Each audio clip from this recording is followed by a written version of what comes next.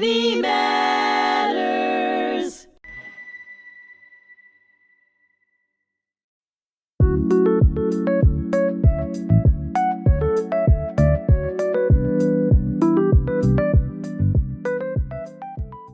Hello and welcome to Many Voices, One Community, stories that unite us across Long Island and beyond. I'm Gaitley Stevenson-Mathews. I'm so very honored to serve as Community Engagement Officer here at the Holocaust Memorial and Tolerance Center, and what a special treat for me to be host of this podcast. Now, today is such a special day because today we have Maurice with us, of course, Maurice Renaud, who is the son of Simone Renaud.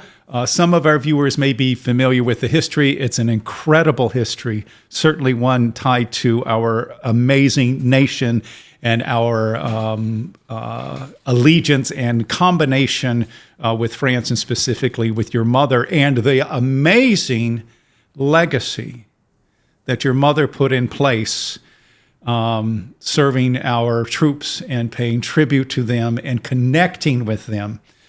As you may know, I'm originally from North Carolina, not from this region of the country, but I heard a little bit about your mother.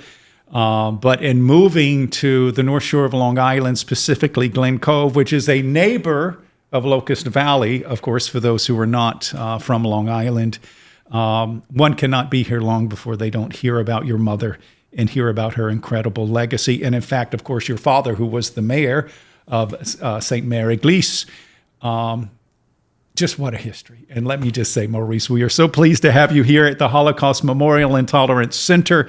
And let's begin. Why don't you just introduce yourself? I know you're associated with a very important organization and very involved in the community. And what a treat having you here today. Welcome, Maurice. Thank you so much. So, yes, my father was a mayor of the town of Sainte-Mère-Église, which was the first town liberated on D-Day, 1944. So it's a very historic place, liberated by the paratroopers of the 82nd Airborne and the 101st Airborne at that time. And so it happened that my mother was who spoke fluent English. As a matter of fact, they were the only two people in Sainte-Mère-Église who spoke English. Can you believe it? Wow. But it's not a big town. It's only about less than 2,000 people living there. But it has a large community of small villages around, and it's mainly, and if not only, agricultural. Okay. So, and it's about 6 miles from the sea, from Utah Beach, which was the second beach with after Omaha Beach, where the landing took place. And so my dad, who was a World War I veteran, that's what I understand. He was born in 1891, which is 1 year after General Eisenhower. Can you believe it? And my mother was also from the 19th century. She was born in 1899. So I'm a child from the 19th century, not the 20th century. And let me interject right here, Maurice, because I was surprised by all of this. For those of you who are listening, you may not pick up on this, but for those of you who are viewing this, you are obviously younger than you look in years, given that history. And but what a beautiful thing that you're able to span that history and bring it to us. As I mentioned, we were just talking to the executive director, Bali Lerner, earlier today, and the Tribute and Honor Foundation, we are going to be honoring your mother on February 7th at our annual awards ceremony. But such an important event, but so many things surrounding your mother and surrounding the history. I know we were just in the hall and we were talking about Eisenhower, and in a photograph in front of one that is in our museum here. Why don't you share a little bit of that history, if you don't mind? Yeah, well, after Sainte-Mère-Église first was the first city as soon as June 6, 1945, the first city in France that's my father who did that, to organize ceremonies to show our gratitude and our respect and our devotion to the American veterans. I mean, they were young veterans at that time because Sure. some of the paratroopers were 18, 19 years old. So, but it was the first city which organized that. Now, in Sainte-Mère-Église, unfortunately, we had 13,000 graves of American soldiers in 3 different cemeteries, 2 in the town and 1 outside. So that was very, and when I was a little kid, because I was born during the war, I was born in 42, so I wish I would be older because I would remember more. But I was going with my mother, who decided to take charge of many of the graves in bringing flowers, and we were going there almost every day. I was going with my mother at that time. So the fact is that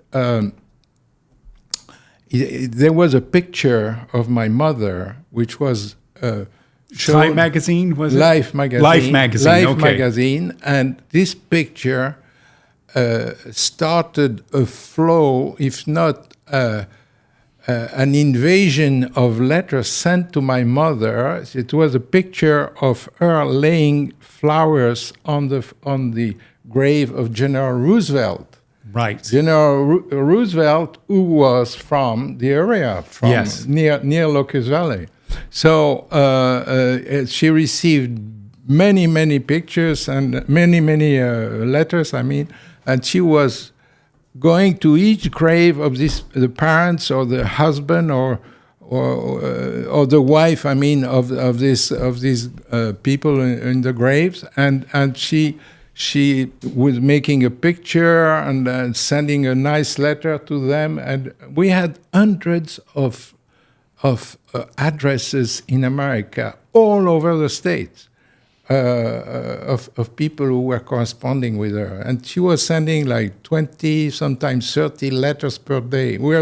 She was the best customer of the post office. Oh, I bet. I bet. Normandy. And there was so the connection with Eisenhower. Okay. That was, I know your family Yeah. knew them, correct? Is that? Oh, absolutely. Yeah. Because General Eisenhower did not, my parents did not meet General Eisenhower during the war, but he came afterwards.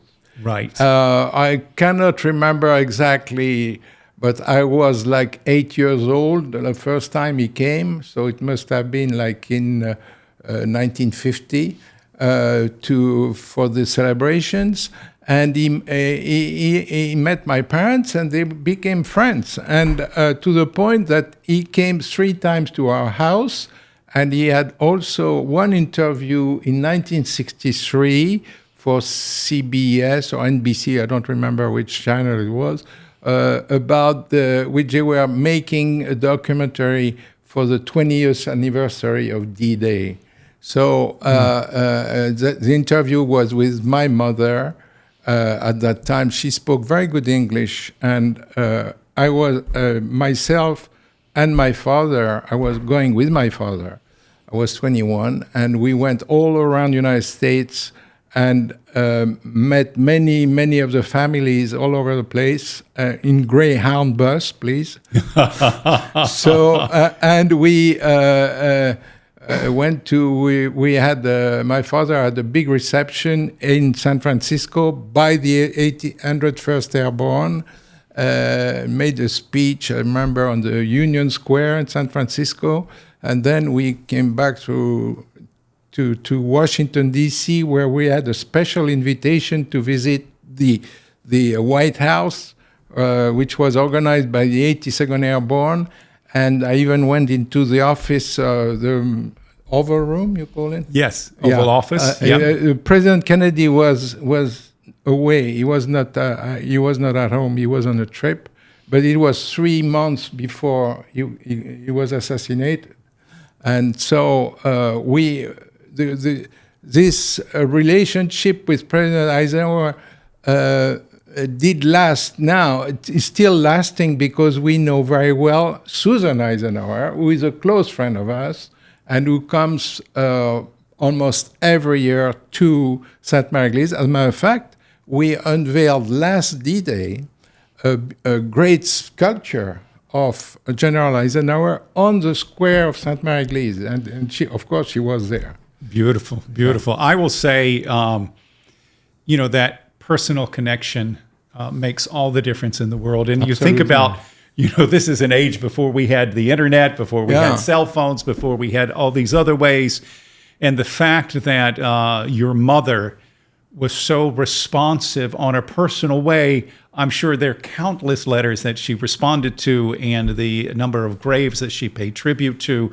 I know, as mentioned earlier, we had a chance to visit a few days ago, and I was talking about a good friend, Bob O'Neill. And Bob O'Neill parachuted into Normandy. Yeah. And, those of us of our generation and younger generations, to know people who, many of whom made the sacrifice, came home wounded, whether those scars are seen or unseen, and certainly others who made the ultimate sacrifice, to have that connection and to know that there is someone who personally cares on the other side of the ocean, yes, who was able to make a true impact and pay tribute and honor to those soldiers who died. Yeah.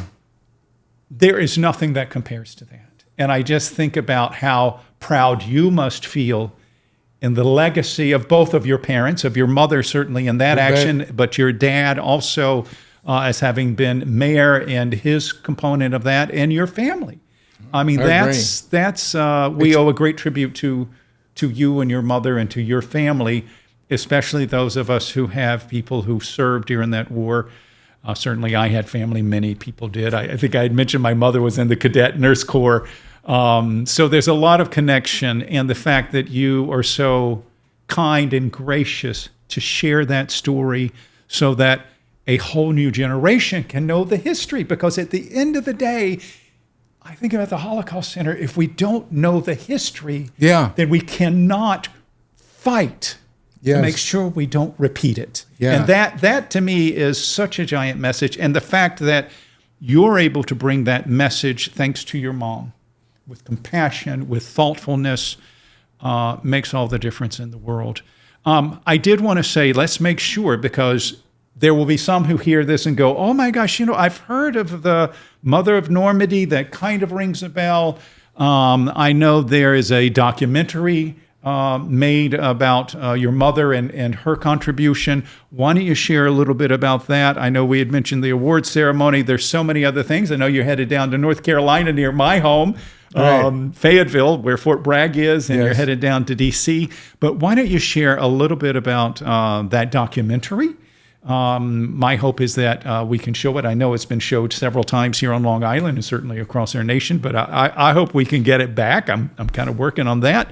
But why don't you share a little bit about that, Maurice? Yes. Well, actually, it's not the Renaud family idea to make this documentary. It was the idea of a young man whose name is Doug Stapleton from Los Angeles, who became interested in the history of World War II. And he learned by accident in Sainte-Mère-Église about my mother, and then he got in touch with my brother and myself, and he wanted to get information. So my brother, my second brother, Henri Jean, has a lot of documents and letters. We had tons of letters and things and everything which was sent by American families. So he took pictures of that, and he interviewed Henri Jean, who was at that time 10 years old when I was only 2, So he has much more memories. And my older brother, who passed away 5 years ago, was born in 1929. So at that time he was 15 years old. So, as a matter of fact, he was very talented drawer, Paul.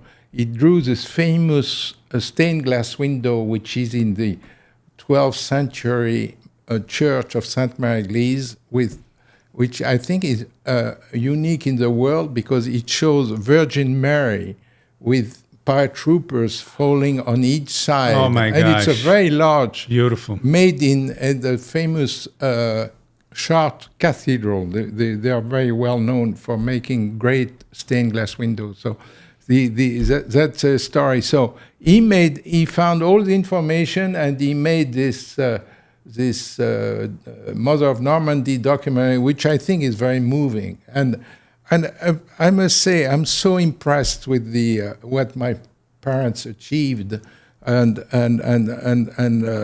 to find what my mother did, but what my father. I mean, they did it together. My father was awarded by the American government the Medal of Freedom, which is very rare for a foreigner, and for the support he gave to the American paratroopers when they landed. But now we had the problem, it's not a problem, the satisfaction, I would say, of all these veterans coming back to Normandy. And they have been doing it more. So my mother started this association, which is called the Friends of the American Veterans. We are the largest and by far organization of that kind in France. And we have members, of course, from France, but a lot from United States, including high military generals. And but we have several hundred American veterans. As a matter of fact, if any of your of the listeners would like to join our association, they are most welcome. But and I wanted to interject here. I think it's here on the desk here. I think it's right. Oh no, it's over there. So I actually did bring my checkbook. So I'm going to join just to drive home that. You do not need to be a veteran to join if you're interested in the history and the sacrifice. We have many young people. As a matter of fact, I'm the president, but since 12 years. But we have 3 vice presidents, and the second vice president is Angie. She's 23 years old. I was going to say, she's just in the next room. Right.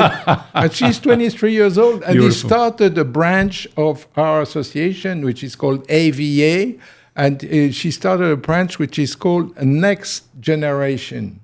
AVA, Beautiful. Next Generation. So she is making contacts with the schools in France and schools in the United States, so these people learn about the history of World War II. So because important. It's pathetic to see that a lot of people have no knowledge of this.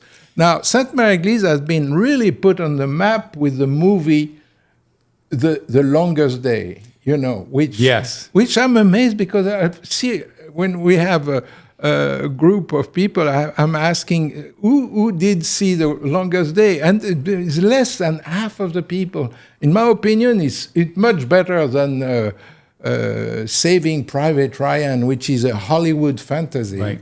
No, it is a magnificent film. Look for it. Absolutely. The Longest Day is the actual. It's what they show is true. Right. And it's not fancy, As I know from the things that I've read and seen, your family, your parents, sadly and in a hard way, had a front seat view of exactly that moment. The pharmacy of my father was right on the square. Right. 100 meters from the church. And the 505 Regiment of the 82nd Airborne, which liberated Sainte-Mère-Église, because we're about the only paratroopers who landed at the place where they were supposed to land. All the others were at Sainte-Mère-Église. No, but they got lost completely because of the clouds, the German flag, and all this. They got dispersed. It dropped some of them at sea, and they drowned. Right. So. This 505 regiment landed right there in Sainte-Mère-Église, and we had very tall trees on the square, which unfortunately some mayor were not the good idea to cut them down. That was very, let me say, stupid to do that, because they were historic trees, and there were 7 paratroopers who landed in these trees, and they were shot at point blank by They did not take prisoners. And we had also a house which was on fire. You see it in The Longest Day in the movie. And just before the landing. And so, I mean, everything was historic. And we were there, and right in front, of, Right. of the situation. And my father was with the population to stop the fire on the Right. on the house. And I would say, again, those of you who are listening or watching, both, make sure you find that documentary. If you Google it, you can find it. Make sure you find that film. You can watch it on Netflix anywhere today. And make sure you find the website for American veterans. Do you know our Friends of American Veterans? Do you know the website off the top of your head, or again, then they just Google it and find it? For your organization. Yeah, it's www.ava-normandy in one word, avanormandy.org. O-R-G. Right. So and you have the videos of last year and before, and we organize fantastic ceremonies in Sainte-Mère-Église. And I will say that even in itself, that website is such a great resource. And you can sign up online to join the Right. organization. Absolutely. I'm writing a check today, but you can sign up online and just stay connected, which I think is a wonderful thing. The other organization, I wanted to mention it because I don't want Kathy coming after us. No, it's Of very course, it's important. Operation Democracy. So why don't you share a little bit? So again, you don't have to be in Glen Cove or on the North Shore or next door to Locust Valley long to hear about Operation Democracy, which is a very old organization, which recently in the last few years has really had a resurgence of energy. I'm familiar with them because they joined with Locust Valley High School, the Tribute and Honor Foundations to give scholarships to high school students who are entering the military. But I was at that event this last year. And so beautiful to see in this day and age when people forget about saying thank you to our veterans and forget about the incredible history and the fact that people fought and died to protect our freedoms. Exactly. To see that ceremony at Locust Valley High School with those young people and with the presentation of flags. And there is a moment where the veterans hand the flags to the graduating seniors, reminding them of their nation and how they fought to protect that. That moment is so very moving. And I know Operation Democracy is involved in so many other things as well. But on just a very personal level, to be able to witness that and to know there's an organization that is working and combining with so many other organizations to drive home patriotism and the importance of remembering the history is certainly in step not only with the Holocaust Memorial and Tolerance Center, remembering we must do or it happens again, but certainly such a great gift to Long Island and beyond. So do you mind sharing a little bit about that? I know I should have Kathy on soon to have her talk about it. I absolutely wish to do it because Operation Democracy, which started in 1947, Right. 2 years after 3 years after, 2 years and a half after landing, the D-Day, they started this organization, Operation Democracy, to come. They picked up Sainte-Mère-Église because one of the paratroopers was originally from Locust Valley or North Shore, right? And they picked up Sainte-Mère-Église, one of the cities in Normandy, to help us. And when I was a kid, I remember, Operation Democracy was Santa Claus to us because they were sending us clothing, they were sending us stuff for the schools, they were sending us all kinds of goodies and everything. And to me, Locust Valley was really heaven. So they got in touch with my mother, of course, because as I told you, she was the only one who really spoke good English. And they extend and actually right now on the one of the main road of Locust Valley, you have a big stone with a plaque which shows the poem which my mother, she was a poet and she wrote beautiful poem books which she wrote to show her gratitude to our gratitude to Locust Valley and to Operation Democracy. And actually, it happens that Operation Democracy was revived a few years ago because it kind of became disappeared by Mrs. Kathy Saraf, who is extremely active, who did a lot, and we are partners now with Operation Democracy very much, and so we enjoy, they participate in all the ceremonies in Sainte-Mère-Église. As a matter of fact, we installed 3 years ago a statue of General Roosevelt in Sainte-Mère-Église. Oh, beautiful. Life-sized statue of General Roosevelt. And we participate every year. We had last D-Day, because we organize a big banquet every D-Day, which we call the Liberty Banquet. We had a group of students from Locust Valley and around who came to Sainte-Mère-Église. They were like 25 and now there are two new directors of the Operation Democracy, Mrs. Margaret Marchand, very French name, Marchand, and Lauren Temis, who are very active, very enthusiastic, and doing a great job. Beautiful. And, I will say in this, again, this day and age, to know that there are organizations who are working to drive home that history and to remind us of that, and to remind us in a good old-fashioned way to be patriotic. Exactly. Patriotic. That's, again, I was blessed to be brought up in a family that recognized that, and through my parents and through scouting and through so many other things. But the thing, and I have to wrap this up. Can you believe we're on the home stretch here, Maurice?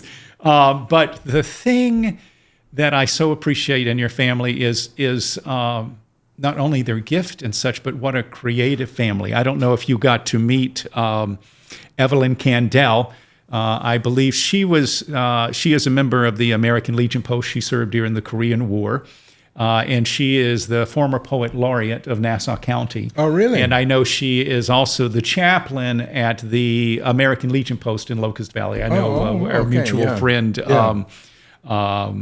Tony Bliss. Oh, yes. So they know each other. So I'm hoping, so if that didn't happen, you'll get to meet her at the award ceremony for the Tribute and Honor Foundation. But I did just want to say, thank you so much for being here today. Thank you for you and for sharing your mother's legacy. And, I can't speak for all of our nation, but certainly I can speak on behalf of myself and those of us here on Long Island to just say thank you for that gift. And thank you for being here today. Well, thank you so much for inviting me. I'm very pleased. And I'm very impressed with the Holocaust Museum, which you built, and the presentation you have. It's very moving. I mean, I'm devastated looking at the pictures there. Yeah, and it's so important. As a matter of fact, I just watched Mr. Netanyahu, Prime Minister of Israel, and he delivered a speech at the UN, which was just fantastic. And oh my gosh, reminding us where we are today. Certainly. You better believe it. And he's absolutely right, and I agree. And I'm very sorry, I'm going to say that now, that Mr. Macron, President of France, who is down to 15% in the polls, voted for the recognition of Palestine against the will of 71% of the French people who were against this. Right. So that's it. Maurice, we thank you so very much. Thank you for joining us. And that's it for Many Voices, One Community. I'm Gaitley Stevenson-Mathews. So pleased to have been here with Maurice.